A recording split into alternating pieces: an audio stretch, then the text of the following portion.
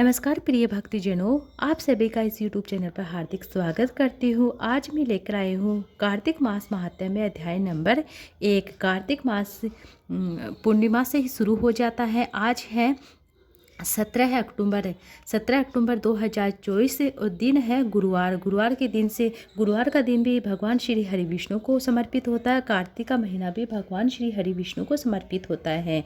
आज मैं लेकर आई हूँ कार्तिक मास महात्म्य में अध्याय नंबर 1।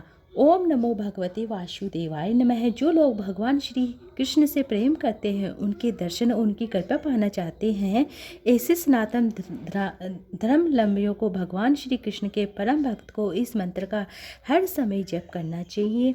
भगवान श्री कृष्ण की भक्ति में प्रेम होता है। जब हम भगवान श्री कृष्ण की भक्ति में डूब जाते हैं तो हमारे रोम रोम में प्रेम रहता है, सदैव आनंदित रहता है। भगवान श्री कृष्ण की भक्ति से ही भगवान श्री कृष्ण को अति प्रिय है। इस माह में भगवान भक्तों की जल्द मनोकामनाएं पूर्ण करते हैं। इस मास में किए गए जो भी व्रत होते, दान होते, अनुष्ठान होते, दीपदान होते हैं, इस व्रत का महात्म्य और इस व्रत के दीपदान में, इस व्रत के महत्व के बारे में मतलब काफ़ी विशेष जानकारियाँ मिलती हैं। इस प्रकार अधिक मास से भगवान शिव को अति प्रिय होता है। उसी तरह है पुरुषोत्तम मास के नाम से जाना जाता है, जो कि इसी तरह कार्तिक मास भी भगवान श्री कृष्ण को अत्यधिक प्रिय होता है। भगवान श्री नारायण को चक्रधारी को अति प्रिय होता है।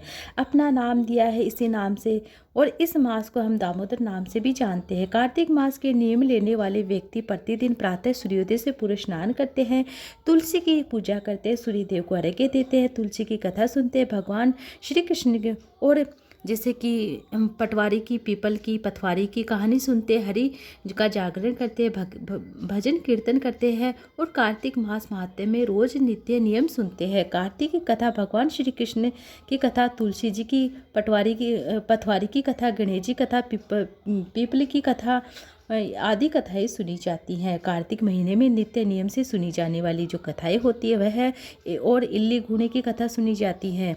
तो आज मैं लेकर आई हूँ कार्तिक मास महात्म्य में अध्याय नंबर 1 का रसपान करेंगे। मरु माता शारदा बैठे जीव्या आए, कार्तिक मास की कथा लिखे कमल हर्षाए। नैमिषारण्य तीर्थ में श्री सूत जी ने 88,000 सनकादिक ऋषियों से कहा कि अब मैं आपको कार्तिक मास की कथा विस्तार पूर्वक सुनाता हूँ, जिसका श्रवण करने से मनुष्य के सभी पाप नष्ट हो जाते हैं, अंत समय में वैकुंठ धाम की प्राप्ति हो जाती है। सूत जी ने कहा कि श्री कृष्ण जी से अनुमति लेकर देवर्षि नारद के चले जाने के पश्चात सत्यभामा प्रसन्न होकर भगवान कृष्ण से बोलती है, हे प्रभु, मैं धन्य हुई हूँ, मेरा जन्म सफल हुआ है। मुझे जैसी त्रिलोक्य सुंदरी के जन्मदाता धन्य है, जो आपकी 16,000 ऋषियों के बीच में आपकी परम प्यारी पत्नी बनी है। मैंने आपके साथ नारद जी को वह कल्प वृक्ष आदि पुरुष विधि पूर्वक दान में दिया है, परंतु वही कल्प वृक्ष मेरे घर लहराया करता था। वह बात मृत्युलोक में किसी स्त्री को ज्ञात नहीं थी। हे त्रिलोकीनाथ, मैं आपसे कुछ पूछने की इच्छुक हूँ। आप मुझे कृपया करके कार्तिक मास के महात्म्य की कथा विस्तार पूर्वक सुनाइए, बताइए, जिसको सुनकर मेरा हित और जिसके करने से कल्प पर्यंत भी आप मुझसे विमुख ना हो। तब सूत जी आगे बोलते हैं कि सत्यभामा के ऐसे वचन सुनकर भगवान श्री कृष्ण ने हंसते हुए सत्यभामा का हाथ पकड़कर अपने सेवकों को वहीं रुकने के लिए कह देते हैं और विलास युक्त अपनी पत्नी को कल्प वृक्ष के नीचे ले जाकर फिर हंसकर बोलते हैं, हे प्रिय, 16,000 रानियों में से तुम मुझे प्राणियों के समान प्यारी हो। तुम्हारे लिए मैंने इंद्र और देवताओं से विरोध किया है। हे कांते, जो बात तुमने मुझसे पूछी है उसे सुनो। एक दिन मैंने इसमें भगवान श्री कृष्ण बोलते हैं, तुम्हारे अर्थात सत्यभामा इच्छा पूर्ति के लिए गरुड़ पर सवार होकर इंद्रलोक जाकर कल्प वृक्ष मांगा था। इंद्र द्वारा मना किए जाने पर इंद्र व गरुड़ घोर संग्राम हुआ। दोनों लोग गरुड़ जी और गौ से युक्त किया। गरुड़ जी चोंच की चोट से उन्हें कान व पूंछ कटकर गिर जाते हैं, जिससे 3 वस्तुएं उत्पन्न होती है। कान से तंबाकू और पूंछ से गोभी और रक्त से मेहंदी बनती है। इन तीनों का प्रयोग करने वाले को मोक्ष नहीं मिलता है। तब गौ ने भी क्रोधित होकर गरुड़ पर वार किया, जिससे उनके 3 पंख टूटकर गिर जाते हैं। जिनके पंख से नीलकम जिनके पंख से नीलकंठ, दूसरे से मोर और तीसरे से चकवा चकवी उत्पन्न होते हैं। प्रिय, इन तीनों का दर्शन करने मात्र से सुफल प्राप्त हो जाते हैं। यह सुनकर सत्य बाबा ने कहा, हे प्रभु, कृपया करके मुझे मेरे पूर्व जन्म के विषय में आप बताइए कि मैंने पूर्व जन्म में कौन से दान व्रत जप किए हैं और कौन से व्रत जान दप किए नहीं हैं। मेरा स्वभाव कैसा था, मेरे जन्मदाता कौन थे, मुझे मृत्यु लोक में जन्म क्यों लेना पड़ा, मैंने ऐसा कौन सा पुण्य कर्म किया था जिसे मैं आपकी अर्धांगिनी हुई हूँ। श्री कृष्ण जी ने कहा, हे प्रिय, अब मैं तुम्हारे द्वारा पूर्व जन्म में किए गए पुण्य कर्मों को विस्तार पूर्वक कहता हूँ, उसे ध्यान से सुनना।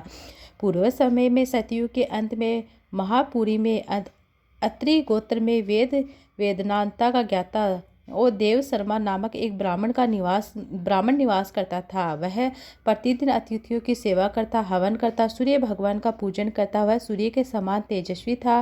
वृद्धावस्था में उसे गुणवती नाम की एक कन्या पैदा हुई। उस पुत्रहीन ब्राह्मण ने अपनी कन्या का विवाह अपने चंद्र नाम शिशु के साथ कर दिया। वह चंद्र को अपने पुत्र के समान मानता था। चंद्र भी उसे अपने पिता की भांति सम्मान देता था। एक दिन वे दोनों कुश व समीधा लेने के लिए जंगल में गए। जब वे हिमालय की तलहटी में भ्रमण कर रहे थे, तब उन्होंने एक राक्षस आता हुआ दिखाई दिया। उस राक्षस को देखकर भय के कारण उन्हें अंग शिथिल हो गए। वे वहां से भागने में असमर्थ रहे। तब उस काल के समान राक्षस ने उन दोनों को मार डाला और चूंकि वे धर्मात्मा थे, इसलिए मेरे पार्षद उन्हें वैकुंठ धाम को ले आई। उन दोनों द्वारा आजीवन सूर्य भगवान की पूजा किए जाने के कारण मैंने दोनों पर अति प्रसन्न हुआ और गणेश जी, शिव जी, सूर्य और देवी, इन सभी की पूजा करने वाले मनुष्य को स्वर्ग की प्राप्ति होती है। मैं एक होता हुआ भी काल और कर्मों के भेद से 5 प्रकार का होता हूँ, जैसे कि एक देवदत्त, पिता, भ्राता और आदि नामों से पुकारा जाता है। जब वे दोनों विमान पर आरूढ़ होकर सूर्य के समान तेजस्वी, रूपवान और चंद्र की माला धारण किए हुए होते हैं, मेरे भवन में आते हैं। वे दिव्य भोगों को भोगते हैं। ये थी कार्तिक मास से महात्म्य अध्याय नंबर 1 जो पूर्ण हुआ।